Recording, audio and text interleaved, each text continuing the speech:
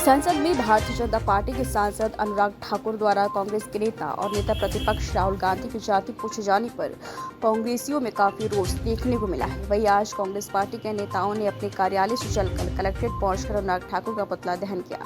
वहीं कांग्रेस के नेताओं ने भारतीय जनता पार्टी का जमकर विरोध करते हुए भाजपा को अमर्यादित पार्टी तक करार दिया। वहीं मऊ जनपद की कांग्रेस के जिलाध्यक्ष इंतखाब आलम ने बताया कि देश की सबसे बड़ी पार्टी के बीजेपी सांसद अनुराग ठाकुर ने जिस प्रकार से संसद में हमारे नेता राहुल गांधी की जाति पूछकर अपमानित किया है, उसे कतई बर्दाश्त नहीं किया जाएगा। अनुराग ठाकुर का फूका गया है। जी क्या मामला? संसद के अंदर जिस तरह से अमर्यादित भाषा हमारे नेता राहुल गांधी जी के पूछा गया कि आपकी जात क्या है, क्या सदन के अंदर हम उन दुखित पीड़ित अन्य जातियों के गणना के बारे में अगर हम चाहते हैं कि इसकी गणना होनी चाहिए, इसलिए कि ऐसे बहुत लोग हैं जो चाहे श्रवण हो चाहे वो किसी और जाति से हो, उनके जितने भी पैसे वाले लोग हैं, बड़े लोग हैं, उसका हर सुविधा का लाभ उठा रहे हैं। मध्य परिवार से नीचे के लोग आज भी परेशान हैं, उनके परिवारों में नौकरी नहीं है। जातिगत गणना में ये होगा कि उनकी आर्थिक स्थिति भी आएगी, उनकी हमारे यहाँ ये भी आएगा कि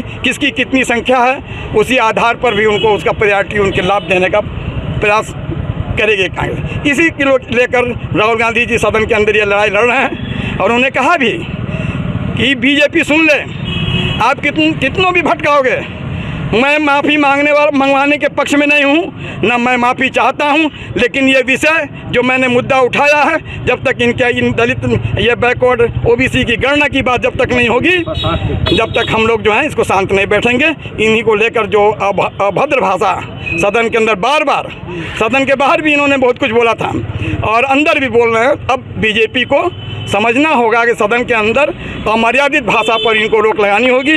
आपको जवाब देना, जो प्रश्न पूछा जाए उस पर जवाब दे। इसके लिए हम लोगों ने अनुराग ठाकुर का पुतला फूका है, क्योंकि ट्वीट मोदी जी ने भी किया था, इसलिए हम लोगों ने अपने उसमें नारों में भी उनको लिया गया, इसलिए कि एक पढ़ा लिखा देश का एक अच्छा प्रधानमंत्री जो कहा जाता है कि हम विश्व के में हम रिकॉर्ड बना रहे हैं, ऐसा व्यक्ति ट्वीट करके कहता है कि अनुराग ने ठीक लिखा है। ये बड़ा दुर्भाग्य है, शर्म की बात है। और ये सही साबित कर दिया कि हम चाय बेचने वाले हैं, पढ़े लिखे होते तो शायद ये मर्यादित भाषा नहीं बोलते।